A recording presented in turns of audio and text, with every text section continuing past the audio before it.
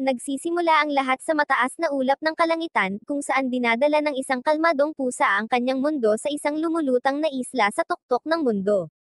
Siya ay umibig sa isa pang itim na pusa, at sa kalaunan ay ikinasal sila. Bilang resulta, ang mundo ay nahahati sa dalawa, ang lumulutang na kaharian ng puti, at ang madilim at itim na kaharian ng itim. Pinamumunuan ng reyna ang lumulutang na isla ng puti, habang pinamumunuan ng hari ng kadiliman ang Dark Island ng itim. Ang mundo ay nabubuhay ng may balanse na ang mga puti ay nananatili sa kanilang lumulutang na isla, at ang mga itim ay nasa lupa. Sa lupa, ang mundo ay nakikipaglaban sa isang marahas na master na nagngangalang Valdir. Isang binata at walang pangalan na lalaki ang lumabas upang makipagkita sa kanyang mga nakatatanda, na nagtanong sa kanya kung handa na ba siya para sa trabaho para sa araw na iyon, at kung paano sila mangangaso at makakuha ng pagkain para sa lahat ng miyembro ng komunidad.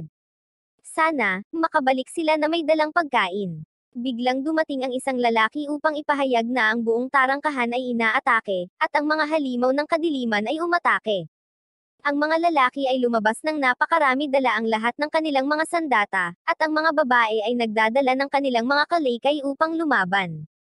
Hiniling nila sa lalaki na dalhin ang lahat ng mga bata sa labas ng bayan, dahil mayroong isang kuweba kung saan silang lahat ay maaaring magtago para sa kaligtasan. Kumikilos siya, tinitipon ang lahat ng mga bata, at dinadala sila. Sa kasamaang palad, siya ay masyadong mahina upang protektahan ang lahat ng mga bata, kaya ang natitira na lamang sa kanya ay 2 bata na lamang. Ang mga batang ito ay magkapatid, at ang isa sa kanila ay inatake ng halimaw, at siya ay nasugatan. Binuhat niya siya na may matinding pinsala, at sinubukang makarating sa kuweba kasama niya. Ngunit nang hindi niya namamalayan, isang halimaw ang tumungo sa kanyang likuran at sinubukan siyang salakayin. Ang huling batang lalaki, habang sinusubukang protektahan ang kanyang kapatid, ay nagpa siya na isakripisyo ang kanyang sarili para sa higit na kabutihan. Pumunta siya sa halimaw at mapapaslang, habang sinasabi niya sa lalaki na dalhin ang kanyang kapatid na babae sa kaligtasan at hayaan siyang masawi. Sa kalaunan, ang buong nayon ay wasak na, at wala ng tao doon. Ang lalaki ay nahihirapang mag-isip tungkol sa buhay. Nawala na niya ang lahat ng bagay sa buhay, at hindi niya iniisip na may anumang bagay na kapaki-pakinabang na lalabas muli sa buhay. Bilang resulta, nagsimula siyang maghukay ng isang butas. Sa kabilang banda, isang matanda at mahinang lalaki ang naglalakad sa lungsod, tinitingnan ang kanyang mapa.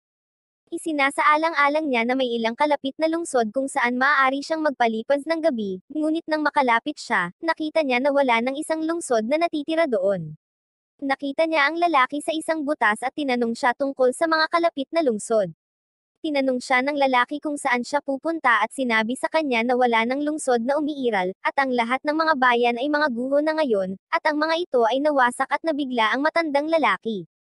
Tinanong niya ang matandang lalaki kung totoo ba na ang kanilang lungsod ay protektado ng hari, ang hari ng kadiliman, at kung bakit ang hari ng kadiliman ay nakamasid at tumingin lang sa kanila hanggang sa silang lahat ay nawasak.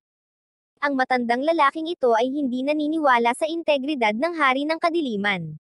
Ang dahilan nito, ibubunyag niya mamaya.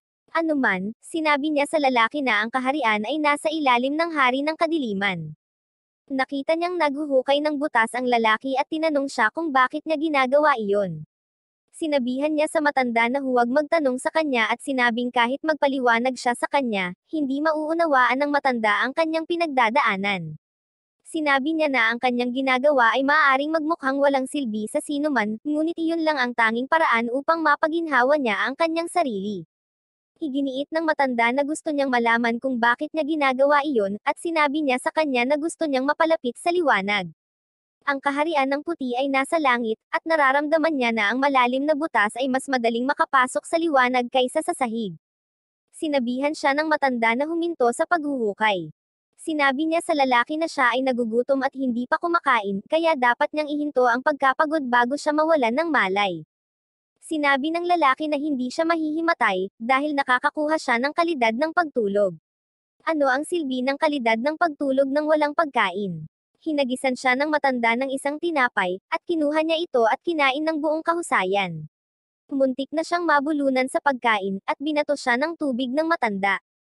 Tuwang-tuwa siya at masaya. Hiniling ng matanda na lumabas siya at magpahinga, ngunit nang tumanggi siya, hinagisan niya ito ng espada. Tinanong siya ng matanda kung bakit siya naghuhukay ng butas kung kaya niyang gawin ang lahat para matulungan ang sitwasyon. Naniniwala siya na hindi niya ito lugar para tumulong, at halos hindi niya magagawa iyon. Ipinakilala ng matanda ang kanyang sarili bilang Sharim, at tinanong ang lalaking ito para sa kanyang pangalan, ngunit sinabi ng lalaki na wala siyang pangalan. Tinatawag siya ng lahat ng kahit anong gusto nilang itawag sa kanya, kaya maaaring tawagin siya ni Sharim kahit anong gusto niya. Inilabas din ni Sharim ang kanyang espada at nagsimulang lumaban. Nagtataka ang lalaki kung ano ang ginagawa ni Sharim, at kung balak ba siyang turuan ni Sharim kung paano lumaban dahil ayaw niyang matuto kung ilang halimaw ang kaya niyang labanan ng mag-isa. Sinabi sa kanya ni Sharim na walang sino man ang naruroon upang iligtas siya.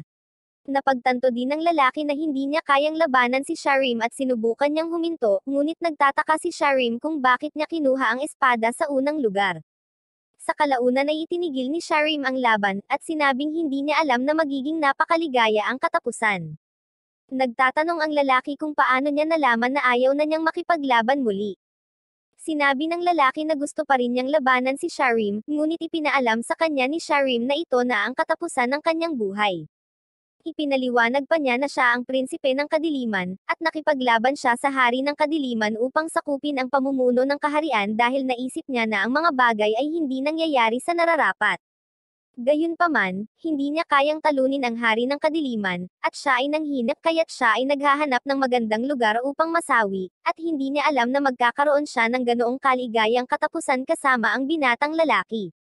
Ibinato niya ang kanyang espada sa lalaki, at sinabing pinili niya ito bilang susunod na prinsipe ng kadiliman at hari. Sinabi niya sa kanya na pumunta sa lungsod at bisitahin ang kanyang mansyon, at sino mang makakita ng espadang kasama niya ay kikilalanan siya. Tumanggi ang lalaki na pumunta, ngunit sinabi niyang nakita niya ang kanyang nakababatang sarili sa kanya. Sinabi ni Sharim sa kanya na ang mundo ay hindi tulad ng nararapat, at kailangan niya ng isang tao na tutulong sa kanya na baguhin ang mundo. Ipinaalam din niya sa kanya na ang isang mahusay na kabalyero ay nasa kanyang quarter, na pinangalanang Victor. Kung mapatunayan niya ang kanyang sarili na mahusay, susundan siya ni Victor. Gayun din, napakatapat ni Victor sa sino mang gusto niya, at kung nag-alok si Victor na sumama sa kanya, susundan siya ni Victor hanggang sa katapusan ng mundo. Nasawi si Sharim, at naglakbay ang lalaki sa lungsod ng mag-isa. Samantala, dumaranas din ng karahasan ang kaharian ng mga puti. Ang mga mandirigma at halimaw mula sa kaharian ng kadiliman ay ipinadala sa kanila upang tapusin sila, at lahat ng kanilang hukbo, kabilang ang reyna ng liwanag mismo, si Reyna Irish, at ang salamangkero, at ang pinuno ng kabalyero na si Shira Frank, at ilang iba pang kilalang mandirigma na sumali sa laban habang nagmamakaawa para sa suporta mula sa tagapagtanggol ng runes. Nang matapos ang digmaan, umuwi si Frank at nakipagkita sa kanyang nakababatang kapatid na lalaki, si Thomas na nasa sabik na makita siya. Si Shira ay nagudyok din sa lahat ng kanilang mga mandirigma at sinabi sa kanila na dapat silang magpahinga at maghanda para sa kanilang susunod na digmaan. Umalis siya at nakipagkita kay Frank, at pumasok sila sa bahay upang pag-usapan ang tungkol kay Irish. Tinanong ni Frank si Shira kung nakuha niya ang kanyang kapangyarihan mula sa tiara sa kanyang ulo, at kung sa tingin niya ay magagawang talunin ni Irish ang hari ng kadiliman gamit ang kanyang kapangyarihan. Aminado sila na makapangyarihan siya, ngunit hindi niya pwedeng pagurin ang sarili, dahil kung gagawin niya ito, maaaring mawala ang kanyang buhay. Pinayuhan ni Frank si Shira na huwag gawin ang pag-uusap na iyon sa publiko, dahil ito ay maaaring paninirang puri sa reyna. Gayun din, nakita siya ng lingkod ni Irish pagkatapos ng digmaan, at nakita nilang mukhang mahina at pagod siya.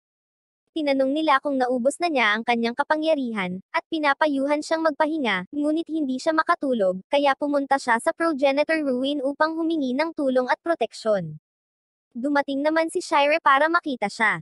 Tinawag ni Irish si Shira na isang big sister, at ipinahayag na bago siya lumaban para sa reyna ng liwanag laban kay Shira, sila ni Shira ay nagsanay ng magkasama, at si Shira ay isa sa mga taong tumulong sa kanya na lumakas. Ipinaalala ni Shira kay Irish na siya na ngayon ang reyna at ang nanalo sa laban nila, kaya sigurado siyang karapat-dapat siya sa posisyon. Tinanong niya si Irish kung naaalala niya ang huling reyna ng liwanag, at kung gaano kangety ang kanyang mukha nang mapanood niya ang kompetisyon. Pareho silang umamin na ang mga alaala tungkol sa Reyna ng Liwanag ay kumukupas, at lahat sila ay umaasa na ang digmaan ay mabilis na magwawakas, at ang Hari ng Kadiliman ay magkakaroon ng pagbabago ng isip. Sinabi ni Irish na alam niya na kapag ang susunod na Hari ng Kadiliman ay dumating, ang mundo ay magiging isang mas mahusay na lugar, ngunit tinanong siya ni Shira kung sa palagay niya ay mabubuhay pa siya sa oras na dumating ang susunod na Hari ng Kadiliman. Ibinunyag ni Irish na wala siyang pakialam sa pagiging buhay or hindi, umaasa siyang balang araw ay magiging ligtas ang mundo para sa lahat. Nang maglaon, dumating ang lalaki sa kaharian at tinanong ang mansyon ni Sharim. Ang kabalyero na nahanap niya sa tabi ng pinto ay nagtanong sa kanya kung saan niya natagpuan ang espada na iyon, at bago siya magpaliwanag, ang kabalyero ay nagsimulang labanan siya. Agad niyang natuklasan na ang kabalyero ay maaaring si Victor, at tinanong niya ang kabalyero kung siya ay si Victor. Inamin ni Victor ang kanyang pangalan at nagtanong tungkol kay Sharim, ngunit sinabi niyang nasawi na si Sharim. Naging marahas si Victor at inatake ang lalaki, at bumagsak ang lalaki. Lumapit si Victor at sinabi sa kanya na alam niyang hindi mapapaslang ng isang mahina si Sharim, dahil mahina ang lalaki. Ipinakilala ng lalaki ang kanyang sarili bilang prinsipe ng kadiliman. Ang kahalili ng hari, si Victor, ay tinatawanan siya, tinanong siya kung sa tingin niya ay magagawa niya ang lahat ng iyon habang nasa mahinang estado. Ngunit buong tapang na sinabi sa kanya ng lalaki na kaya niya ito, kahit na siya ay nasa ganitong estado, dahil alam niya ang kanyang mga kapangyarihan at kakayahan. Naniniwala si Victor sa kanya at nangakong susundin siya. Dadalhin din niya siya sa quarters ni Sharim. Sa Kingdom of White, inanunsyo ng gwardya na ang kanilang western gate ay inaatake ni Valdir. Sinabi ni Irish kay Shira na makipag-ugnayan sa iba pang mage para makipaglaban, at inutusan din si Frank na dalhin ang mga kabalyero sa labanan. Ginagamit ni Shira ang kanyang tiara para maabot ang lahat ng mage na nakakakuha din ng kanyang babala at gumising para makipaglaban. Tumungo na sila sa kani-kanilang pwesto. Inaasahan ni Valdir ang pakikipaglaban kay Irish at tinitingnan niya ang buong lungsod para sa kanya. Kapag nakita niya ang ilan sa mga mage, sinubukan niyang takutin ang mga ito sa pamamagitan ng paghiling sa kanila na ipadala na lang si Irish sa kanya, sa halip na tapusin ang kanilang sarili sa pamamagitan ng pakikipaglaban sa kanya. Itinakda nila ang kanilang mga mahika sa kanya, ngunit wala sa kanilang mga pag-atake ang nakakaapekto sa kanya. Nakipaglaban muna siya sa kanila, sinisira ang buong rooftop na tinutuluyan nila. Umalis siya doon at nakita ang ilang mga kabalyero na pinamumunuan ni Frank. Pumunta siya upang salubungin sila at muling hiniling sa kanila na huwag mawalan ng buhay sa pamamagitan ng pakikipaglaban sa kanya, at dapat nilang dalhin si Irish. Sila'y tumatangging sumagot, at inatake nila siya. Tatapusin na niya silang lahat nang magpakita si Lord Alex na lumaban para sa kanila. Pinahahalagahan nila si Alex at sinabing babalik sila sa lungsod at pangalagaan ang iba pang mga taga-nayon. Nang makita ni Valdir si Alex, kinilala niya si Alex bilang pinuno ng mga elf na nagtataglay ng tatlong magkakaibang espiritu, apoy, tubig, at lupa. Hiniling ni Alex sa kanyang mga espiritu na lumaban, at inaasahan din ni Valdir ang kanilang mga pag-atake. Kapag umaatake sila, pinupuri sila ni Valdir, sinasabing mahusay sila ngunit sinasabing hindi sila sapat. Sinubukan niyang gawin ang kanyang pag-atake, at nang makita ni Alex ang kanyang kapasidad, sumisigaw siya para bumalik ang kanyang espiritu. Napagtanto niya na si Valdir ay mas malakas kaysa sa naisip niya, at nagsimula siyang pagpawisan at iniisip kung paano siya mabubuhay. Buti na lang at nakita niya si Irish. Nakatayo si Irish sa tabi ng dingding at nakitang nasawi na ang ilan sa kanyang mga mamamayan. Ang huling nabubuhay na mamamayan ay nagdarasal para sa kanya, at siya ay lumaban. Binalaan niya si Valdir na kung lalabanan niya siya, hindi niya ito papayagan na manatili, ngunit handa rin si Valdir para sa lahat ng kanyang pag-atake. Samantala, sa pagpunta ni Frank sa kaharian, nakaharap niya ang dalawang lalaki at ipinapalagay na sila ay mga kabalyero mula sa kaharian ng mga itim. Hinarap niya sila, tinanong kung bakit sila duwag, at ginagamit nila ang katotohanang nilalabanan sila ni Valdir para umatake. Iginiit ng mga lalaking ito na hindi sila mga kabalyero, at mga dayo lamang na naghahanap ng magandang lugar upang makapagpahinga. Hiniling niya sa kanila na ihulog ang kanilang mga espada, at ginawa nila ito. Lumuhad din sila sa harapan niya.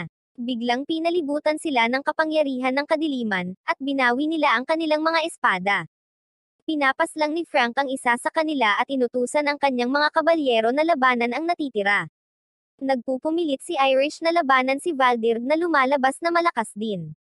Nagpasya siyang ubusin ang lahat ng kanyang kapangyarihan, ngunit binalaan siya ni Alex kung ano ang maaaring maging resulta. Pinigilan niya ang sarili, at nakaramdam si Valdir ng kahihiyan na kinakalaban siya nito nang wala ang kanyang buong lakas at umalis, umaasang babalik kapag handa na siya para sa isang tunay na laban. Sa kaharian ng mga itim, nakikipagkita si Victor sa hari ng kadiliman. Gayunpaman, ang hari ay wala sa paligid. Ang kabalyero na nanguna sa mga pag-atake sa kaharian ng puti noong araw na iyon ay dumating upang magbigay ng ulat, at iniulat niya na kailangan nilang huminto sa pakikipaglaban. Nagrereklamo siya na nawalan siya ng isang kabalyero noong araw na iyon, at hindi niya akalain na ang mga tauhan ng itim ay mga ganid lang na kayang makipaglaban kahit kanino anumang oras. Bago pa makasagot si Victor, dumating ang hari ng kadiliman at inatake ang kabalyero, pinaslang siya. Nang siya ay umupo, sinabi sa kanya ni Victor na hindi niya dapat dungisan ang kanyang sarili sa pamamagitan ng pagkuha ng dugo sa kanyang mga kamay, dahil tatapusin sana niya ang lalaki para sa hari kung gusto ito ng hari. Sinasabi ng hari na walang dahilan kung bakit nananatili ang kaharian ng mga itim sa lupa at ang kaharian ng puti ay nasa langit. Ang dalawang kaharian ay hindi maaaring magsama sa mundo, at hindi siya susuko hanggat hindi niya natitiyak na ang kaharian ng puti ay wala na at ang mundo ay natatakpan ng kadiliman. Inamin ni Victor na tama ang hari ngunit hindi ito magandang diskarte.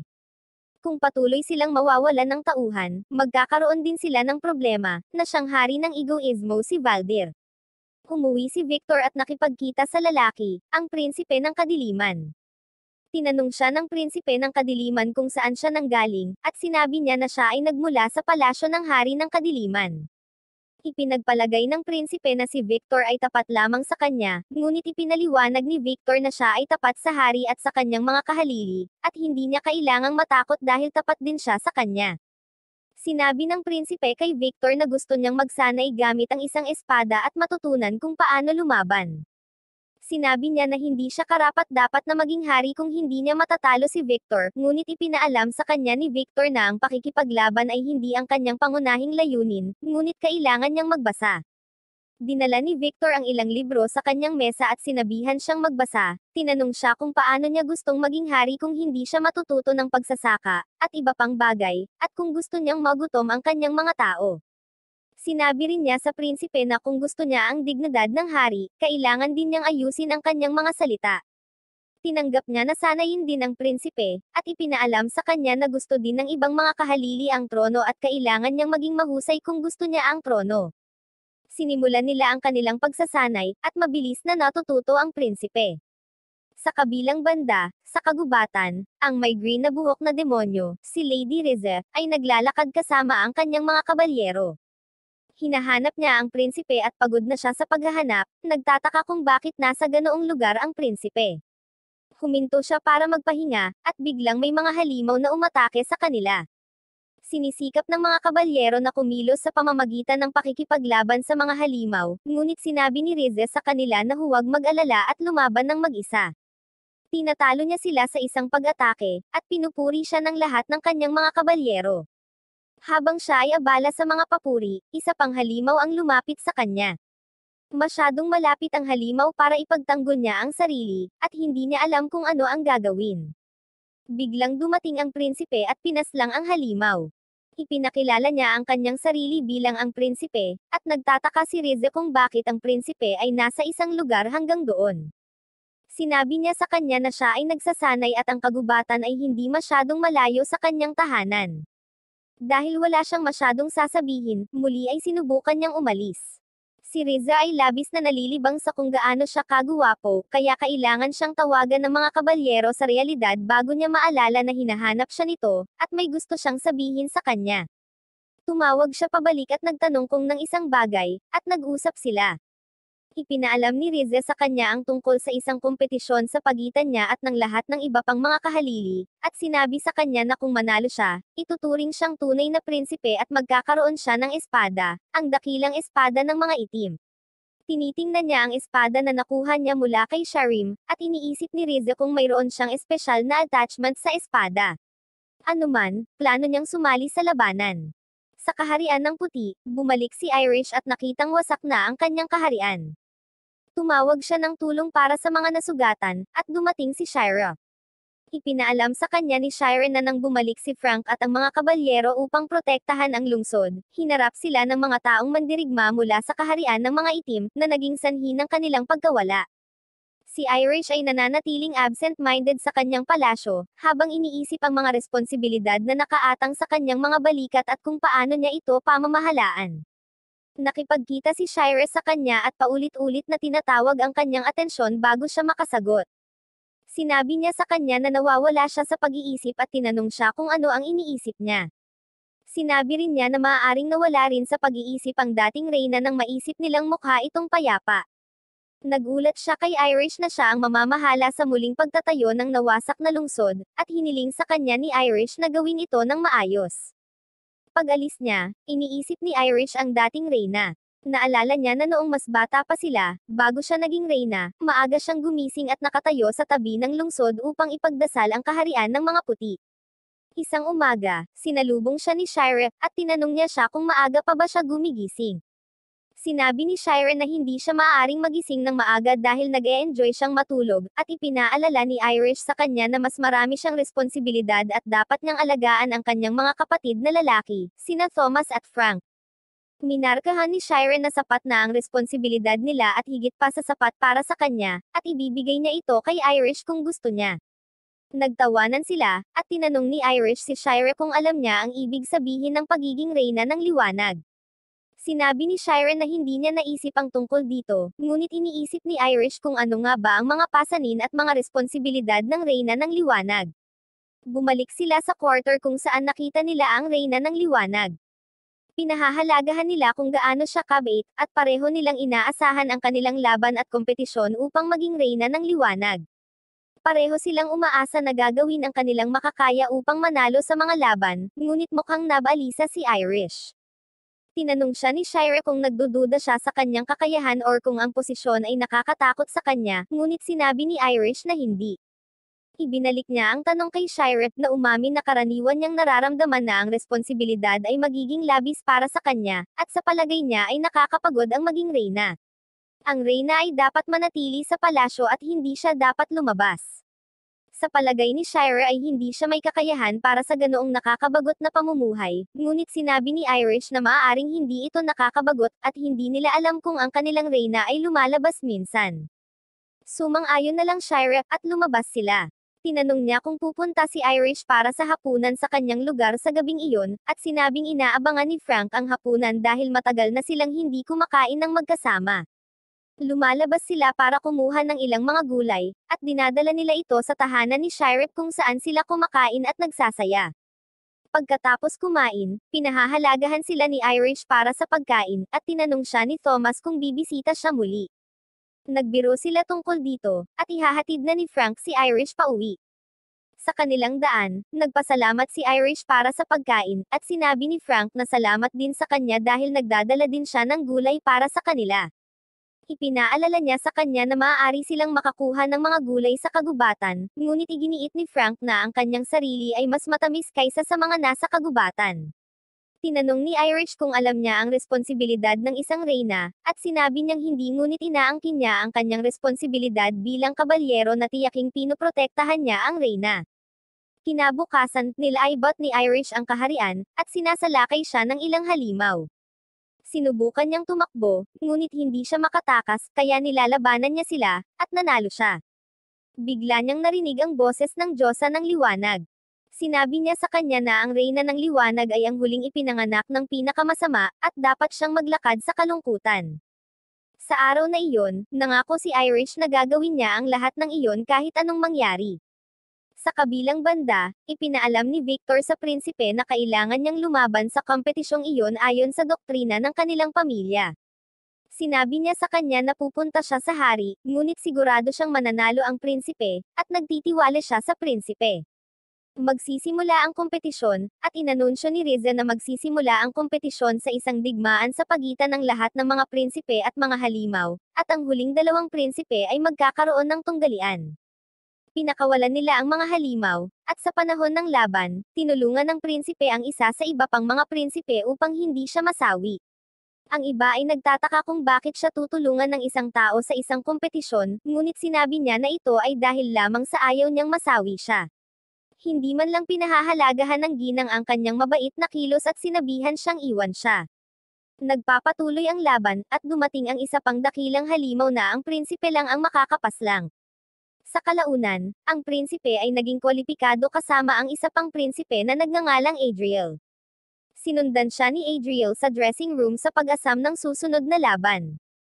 Tinanong niya ang prinsipe kung bakit niya iniligtas ang babae, at ibinunyag ng prinsipe na ito ay dahil ayaw niyang masawi siya.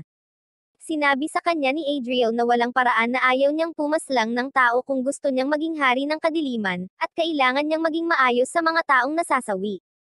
Iginiit ng prinsipe na kung ang pagpaslang ang tanging paraan para maging hari siya, mas gugustuhin niyang maghanap ng ibang paraan. Magsisimula ang ikalawang bahagi ng kompetisyon, at nalampasan niya si Adriel. Gayunpaman, hindi niya pinapaslang si Adriel, at tinanong siya ni Adriel kung bakit nagalit na galit. Muling kinuha ni Adriel ang kanyang espada at ipinagpatuloy ang laban, na nagpahayag na kung makakakuha siya ng pagkakataong tapusin ang hari, gagawin niya ito nang hindi nag-iisip ng 2 beses. Sa kasamaang palad para sa kanya, wala siyang nakuha, at nanalo ang prinsipe sa laban. Kinuha niya ang Great Black Sword, at lumabas siya kasama sina Adriel at Rizel. Nagpakilala si Adriel, at nakita nila si Victor sa harapan. Hindi na kailangan pang hingi ni Victor ang ulat ng kompetisyon. Tinanong ni Adriel si Victor kung bakit siya bumisita, at sinabi ni Victor sa kanila na mayroon siyang mensahe para sa kanila mula sa hari. Ang 2 kwalipikadong kahalili ay magdadala ng mensahe sa kaharian ng puti para sa hari. Samantala, ganoon din ang tanong ng prinsipe na tanong din ni Irish. Paulit-ulit niyang tinatanong ang sarili kung ano ang gawain ng hari ng mga itim, habang kinukuha ni Irish ang kanyang espada at pumunta upang tingnan ang kanyang kaharian. Sinimulan nila ang kanilang paglalakbay sa kaharian ng puti, at sumakay sila sa isang bangka na lumilipad sa kalangitan. Hindi man lang pinapadali ng mga sakay ng bangka ang kanilang paglalakbay, habang patuloy nilang pinag-uusapan kung gaano kahirap para sa kanila na makarating sa kaharian ng puti at kung paano malilipad ng mahika ang kanilang bangka, na ginagawa silang mga salamangkero. Dahil wala man lang bintana ang barko, ang mga bisitang sina Riz at Adriel, at ang prinsipe ay nananatili sa ibabaw ng bangka upang tingnan ang kanilang paglalakbay ng mas malapit. Nang malapit na silang makarating sa kanilang destinasyon, iniisip ni Riza kung paano pupunta ang misyon at kung may hatid ba nila ang sulat. Ipinaalam niya sa kanila na kahit na ang mundo ay naglalaman lamang ng 2 kaharian na ito, ang mga kaharian ay nakikipagdigma, at gaano man ito tila, hindi sila magkaibigan. Kaya nakakabalisa kung magpapanggap silang magkaibigan. Tinanong niya ang prinsipe kung sa palagay niya ay may hahatid niya ang mensahe, at sinabi ng prinsipe na kahit na sa tingin niya ay hindi niya kaya, sa palagay niya ay magagawa niya ang gawain ng isang sugo, at ihahatid niya ang sulat. Nang hihimasok si Adriel, sinabi niya sa prinsipe na wala siyang mahusay na mga kasanayan sa komunikasyon at medyo nahihiya, kaya bakit iniisip niya na may hahatid niya ang mensahe. Nararamdaman ng prinsipe na magagawa niya iyon, at ipinaalala ni Adriel sa kanya na ang 2 kaharian ay nasa digmaan. Inaalok niya na dahil mas mahusay siya sa komunikasyon, at nagpapatuloy ang komunikasyon, ito ang magdedetermina kung uuwi sila or hindi. Pagkatapos ay nag-aalok siya na maging convoy, habang ang prinsipe ay nagpapanggap na kanyang bantay. Mukhang magandang ideya iyon sa kanilang tatlo, at pinahahalagahan siya ng prinsipe sa kanyang walang pag-iimbot na pagsisikap. Dumating sila sa kaharian ng puti, at sinalubong sila ni Frank. Inilabas niya ang kanyang espada sa kanila, at inilabas din ng prinsipe ang kanyang espada. Nakialam si Adriel at humingi ng paumanhin kay Frank sa inasal ng prinsipe. Sinabi niya kay Frank na nandito lang sila para maghatid ng mensahe sa kanilang reyna, at hindi ibig sabihin na magdulot ng anumang gulo. Nagtataka si Frank kung obligado siyang kunin ang liham mula sa kanila, at sinubukan nilang magmakaawa kay Frank na ipinaalam sa kanilang reyna ang kanilang pagbisita bago ang pagbisita, at wala silang masamang intensyon. Nakiusap siya kay Frank na ihulog ang kanyang mga armas, ngunit tumanggi si Frank, na sinasabing ang mga tao ng mga itim ay mga duwag na gagawin ang lahat para makuha ang gusto nila. Sinubukan ni Adriel na kumbinsihin si Frank sa pamamagitan ng pagsasabi sa kanya na hindi lahat ay ganoon sa kaharian ng mga itim, at maging ang mga mamamayan ay nagdurusa sa mga pag-uugali ng kanilang egoistic na hari na naniniwalang nasa kanya ang mundo. Wala silang magagawa tungkol dito, kaya niyang tapusin kahit ang kanyang mga mamamayan, lalo na ang mga tao ng mga puti. Sinabi rin ni Adriel na kung masawi ang hari at papalitan ng isa pang hari, magiging mas mapayapa ang mundo para mabuhay silang lahat. Iniisip ni Frank kung gaano kawalang magawa ang mga kabalyero na umatake sa kanila. Isinasaalang-alang niya na ang mga tao ay walang magawa, ngunit ipinahayag na anuman ang pinagdadaanan ng mga tao ng mga itim ay hindi niya gawain, at maaari nilang tangkilikin ito. Sa kalaunan ay kinolekta niya ang sulat mula kay Adriel, at ipinadala ito kay Irish habang tumanggi siyang sundan si Adriel at ang prinsipe sa palasyo. Si Adriel ay patuloy na nagsisikap na kumbinsihin siya sa pamamagitan ng mga salita, at sa huli, si Adriel ay nakumbinsi siya, at inanyayahan niya sila. Sinabi niya sa kanila na ibaba ang kanilang mga sandata sa harap ng palasyo, at dinala niya sila sa loob. Kapag patuloy silang nagbubulong-bulungan sa daan, hinihiling niya sa kanila na manahimik na sinasabi sa kanila na sila ay mga bisita at kailangang naruroon. Sinabi rin niya sa kanila na opisyal silang magsasalita sa lahat, kasama na ang reyna. Tinanong ni Frank si Adriel kung ilang araw sila maaaring manatili dito, at sinabi sa kanya ni Adriel na maaari silang umalis sa araw na iyon depende sa kung paano mapupunta ang kanilang negosasyon, or dapat silang umalis sa susunod na araw dahil alam niyang hindi magiging ganoon kadali ang negosasyon. Sa wakas, nakita nila Irish. Tumingin siya sa prinsipe, at kahit na nandoon ito na nakabalat kayo bilang isang gwardya, iba pa rin ang nararamdaman niya sa kanya. Sinabi ni Irish sa kanila na nabasa niya ang sulat na ipinadala ng kanilang hari, at hinihiling ng hari ang dalawang bansa na magsama-sama at sirain si Valdir. Pakiramdam niya, kung tuluyang maalis si Valdir, ilalagay ng hari ang lahat ng gusto niya para sa dugo sa kanyang kaharian at sisirain sila. Inamin niya na talagang ginugulo ni Valdir ang dalawang kaharian, at kailangan nila ng pangmatagalang solusyon, ngunit hindi niya iniisip na ang pakikipagtulungan sa mga itim ang pinakamagandang ideya. Ang prinsipe ay nakialam, at sinabi sa kanya na ang digmaan sa puti ay magpapatuloy lamang hanggang ang kasalukuyang hari ay umalis sa upuan.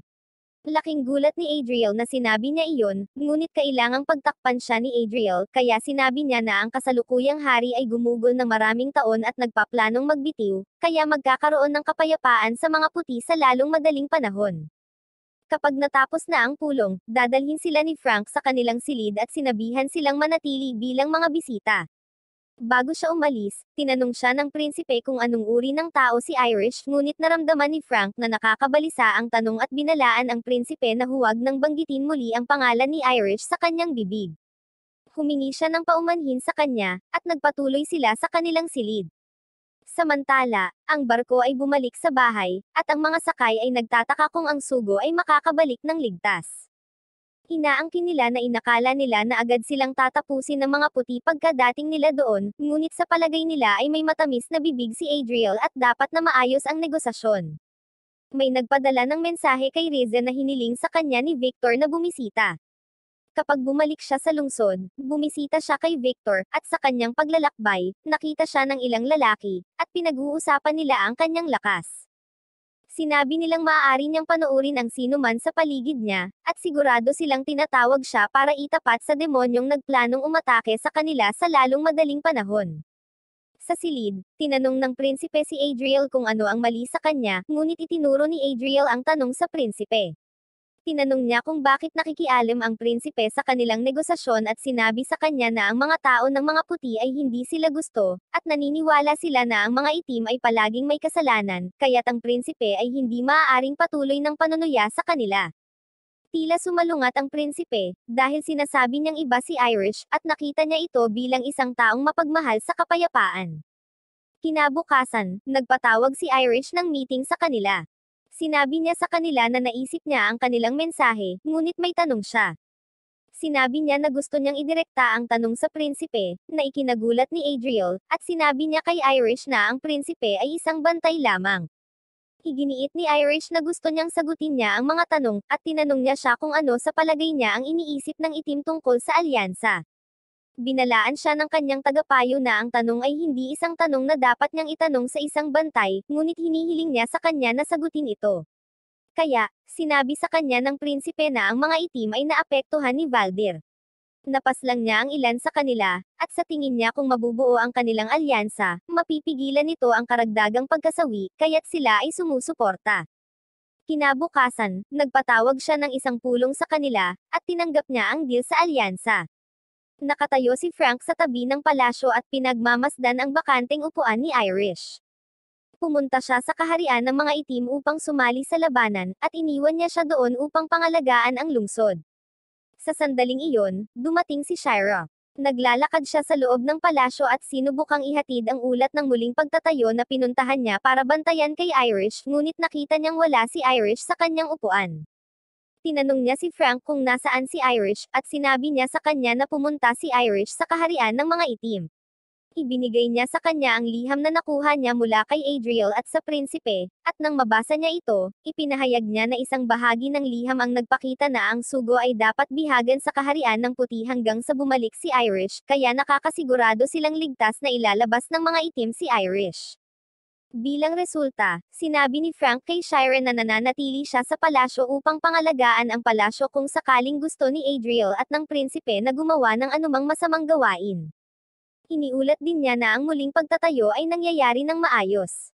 Sinabi sa kanya ni Frank na sa palagay niya ay walang masamang ibig sabihin ang sugo, at nagpapahinga lang sila. Si Shira ay nasa sabik na makilala ang mga sugo, ngunit sinabi niyang siya ay pagod, kaya't hiniling niya kay Frank na ipakilala sila sa isa't isa mamaya. Sa kaharian ng itim, dumating si Irish at lumipad sa paligid. Nagbebenta ang isang mangangalakal sa kanyang mamimili, at pagkaalis ng bumibili, may naramdaman siyang kakaiba sa paligid ng lungsod. Pakiramdam niya ay may masamang gustong mangyari sa araw na iyon, at halos kasabay nito, nakita niya si Irish na lumilipad sa tabi ng langit. Nagsisimula ang digmaan, at ang ilang itim na halimaw ay ipinadala kay Valdir.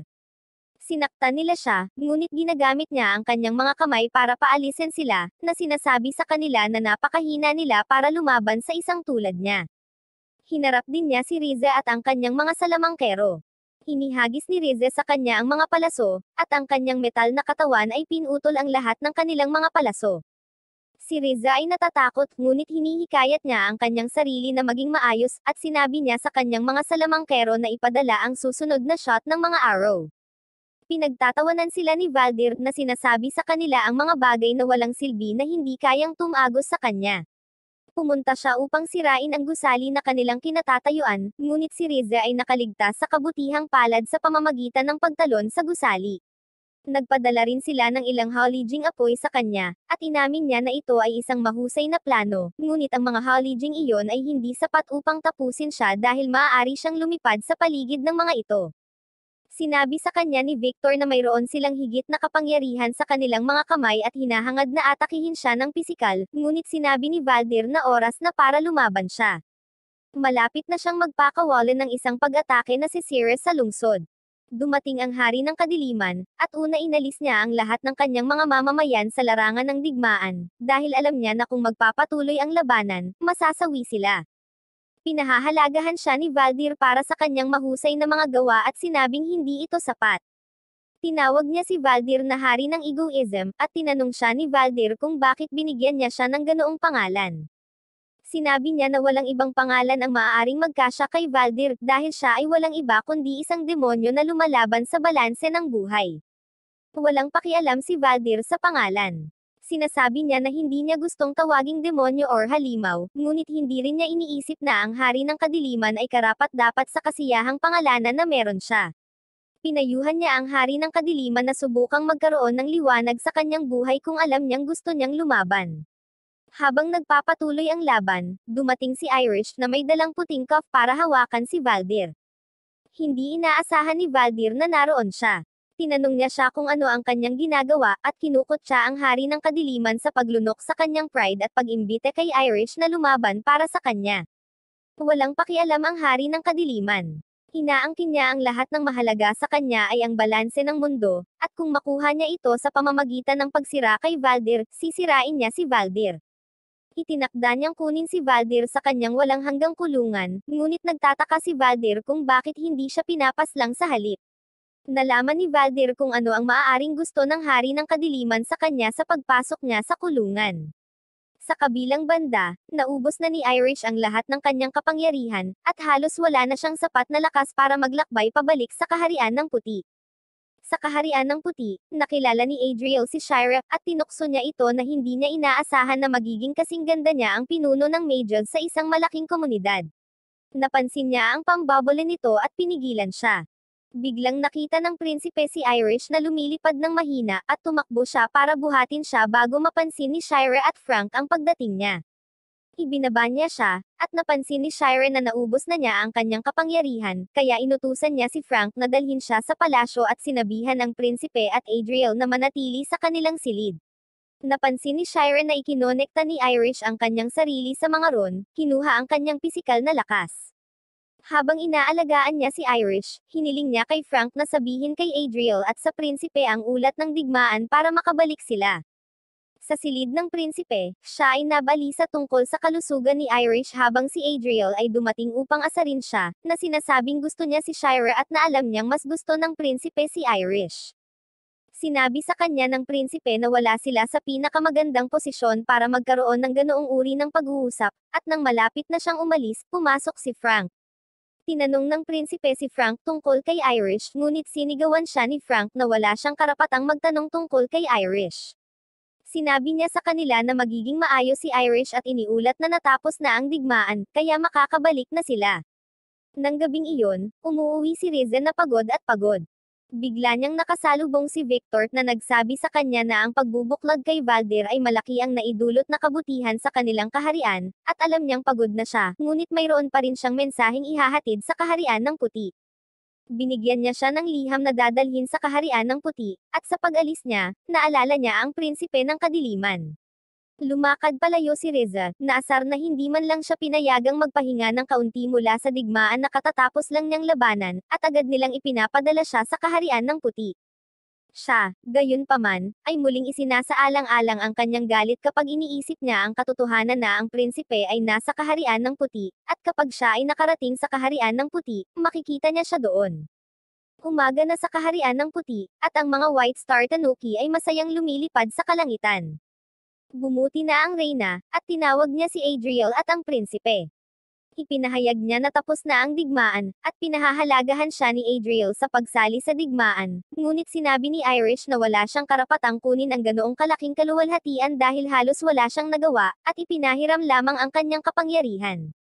Habang ang mga itim ay nawalan ng marami, nagkaroon ng pagkasira ng parehong buhay at mga ari-arian, at umaasa siyang makakabawi sila sa lalong madaling panahon.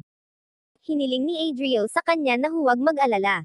Sinabi niya sa kanya na ang mga itim ay puno ng dalawang magkaibang species. Ang una ay ang mga tao, at ang pangalawa ay ang mga halimaw. Ang mga halimaw ay maaaring makipaglaban dahil maaari silang muling mag-regenerate.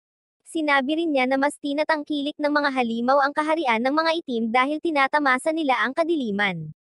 Inamin niya na alam niya ang tungkol sa kanilang mga halimaw at nagdarasal na kapag sila ay muling nilikha, makuha nila ang espiritu ng liwanag.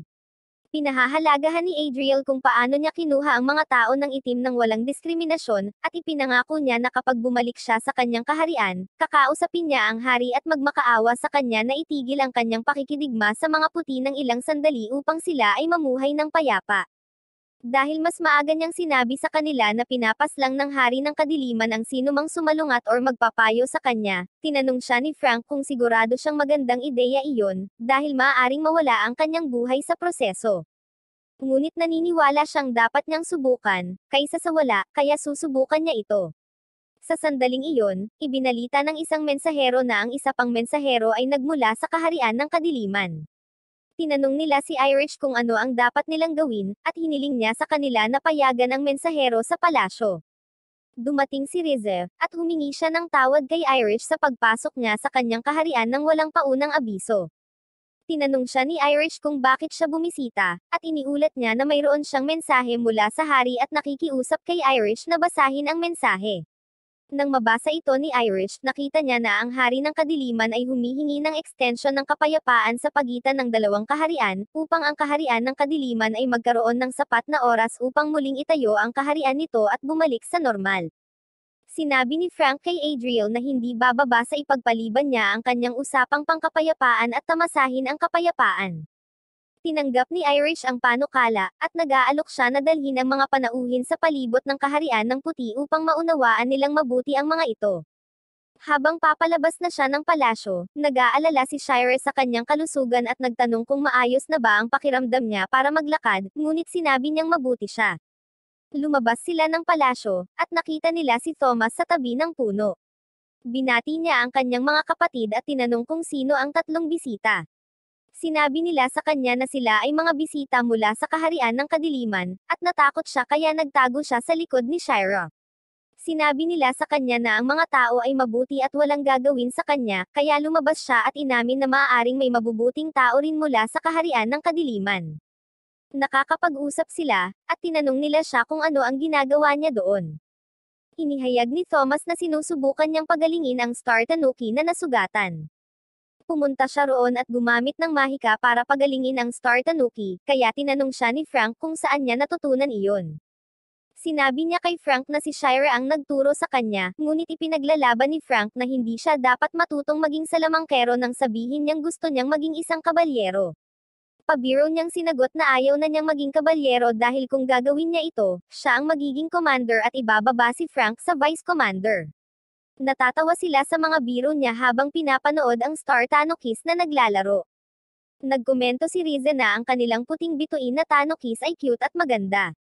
Isa pa, masunurin sila, samantalang istorbo lang yung meron sila sa kaharian ng itim, although cute din sila. Excited na si Irish na makilala sila, pero sinabi nila sa kanya na hindi cute ang sa kanila at maitim lang sila na di kaaya-aya. Sa pagsasalita ng mga itim, ang mga puti ay nagsasabi sa mga itim na sila ay palaging nakasuot ng itim na damit. Mula sa kanilang buhok hanggang sa kanilang mga binti, ito ay itim na nagpapaiba sa kanila. Sinasabi rin ng mga itim sa mga puti na lahat sila ay nagsusuot din ng puting damit, kaya nagpasya silang makipagpalitan ng mga kasuotan at makita kung gaano kaiganhawa ang kanilang mga damit sa isa't isa. Si Frank ay nagpalit ng damit kasama si Adriel, at pareho itong bagay sa kanila, habang si Shira ay nagpalit ng damit kasama si Reza.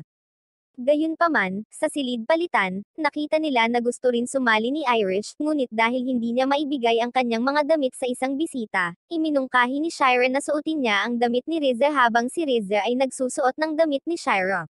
Pareho silang maganda na lumabas, at pinapili nila ang prinsipe kung sino ang gusto niya, at sinabi niyang pareho silang maganda.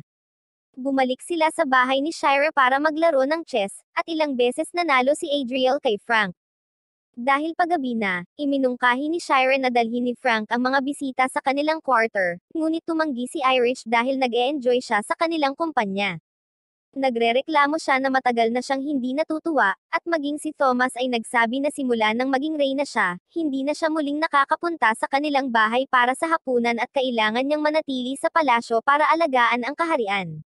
Bilang resulta, iminumungkahi ni Adriel na magpatuloy sila sa paglalaro hanggang sa manalo si Frank, kung saan hindi sumasang-ayon si Frank dahil alam niyang maaaring hindi siya manalo. Patuloy silang naglalaro hanggang sa ang kanilang mga sikmura ay nagpapakita ng gutom, at nag-alok si Shira na magluto para sa kanila. Inaasahan ni Adriel ang kanyang pagkain, umaasa na ito ay mas mahusay kaysa sa mga kinakain niya sa palasyo. Gayunpaman, kapag natikman nila ito, nagrereklamo sila na nangangailangan ito ng mas maraming asin at ito ay hindi maalat. Nagdala si Rize ng isa sa mga pagkain mula sa mga itim, at kapag ibinigay niya ito sa mga puti, nagreklamo sila na ang pagkain ay masyadong maalat. Napagtanto nila na kung nais nilang mabuhay ng magkakasama sa kapayapaan, kakailanganin nila ng higit pang kompromiso. Kinuha ng prinsipe ang pagkain mula sa mga itim at idinagdag ito sa pagkain mula sa mga puti at kinain ito.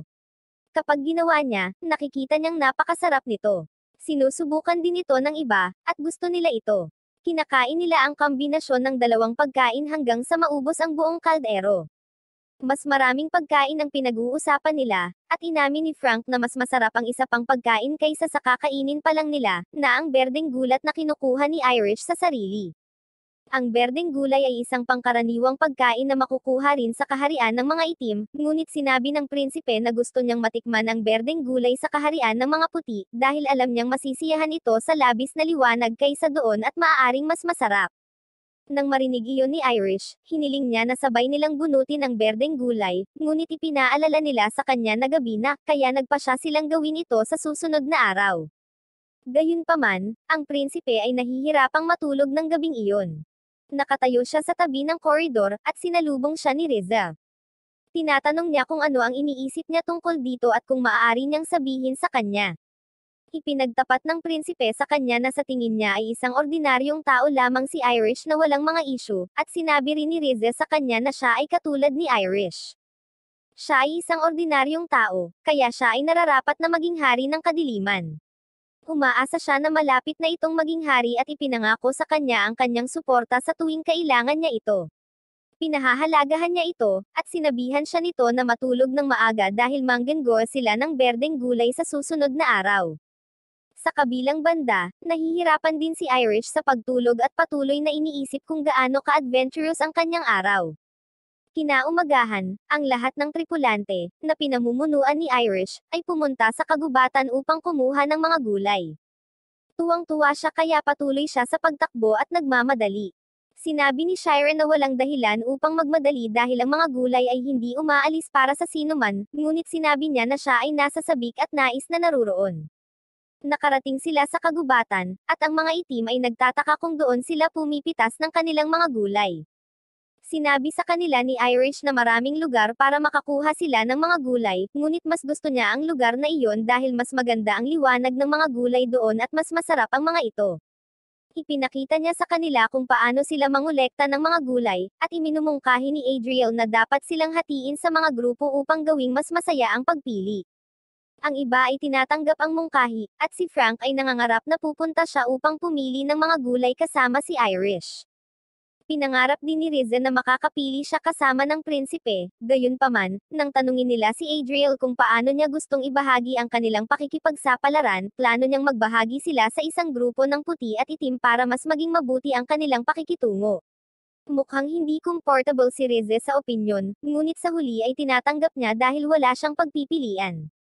Nagtataka sila kung paano nila pipiliin ang mga grupo, at iginiit ni Frank na para sa kaligtasan, kailangan niyang sundin si Irish.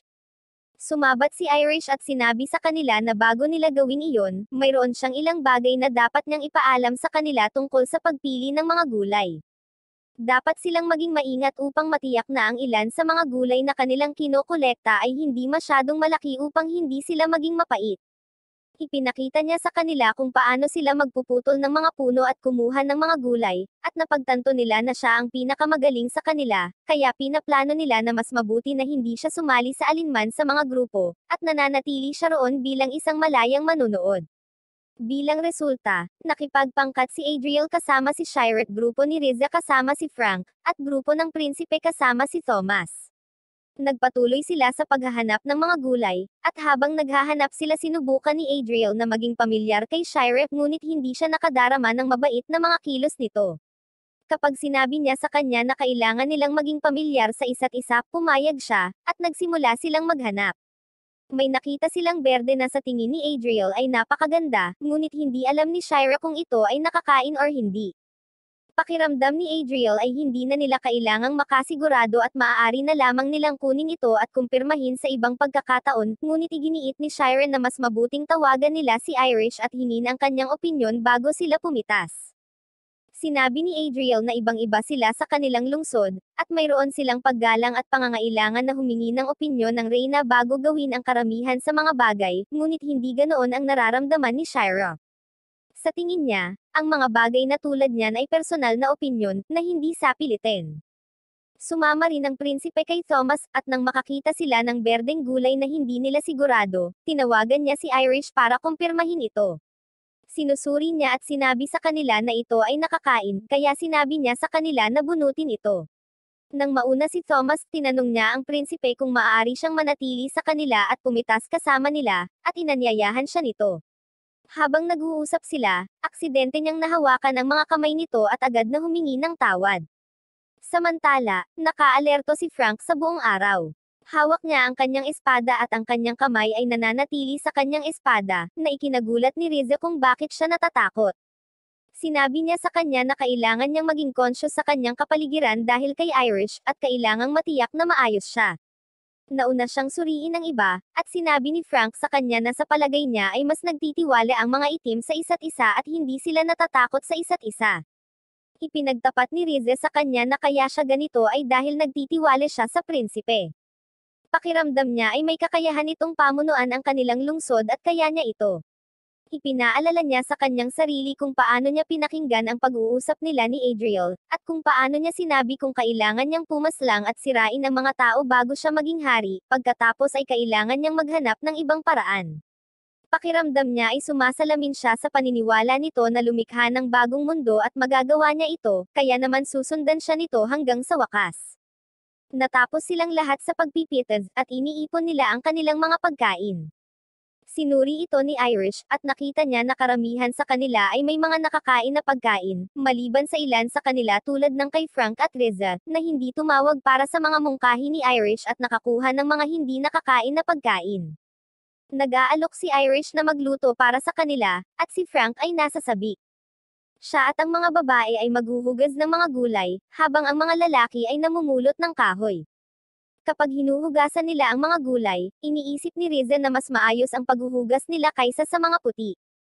Ayon sa kanya, ang mga itim ay binababad ito magdamag para mawala ang kapaitan, habang ang mga puti ay nagbababad lang ng ilang minuto.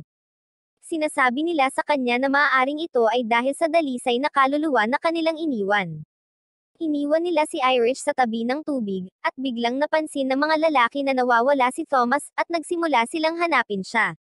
Tumakbo ang prinsipe upang tanungin si Irish kung alam niya kung nasaan si Thomas, at nadulas siya at itinulak siya sa tubig at pagkatapos ay nahulog sa kanya.